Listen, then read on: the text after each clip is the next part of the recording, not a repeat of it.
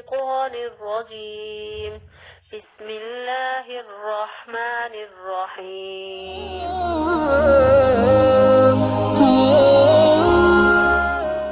اللهم لا تؤاخذني فيه بالعثرات وأقلني فيه من الخطايا والهفوات ولا تجعلني فيه غرضا للبلايا والآفات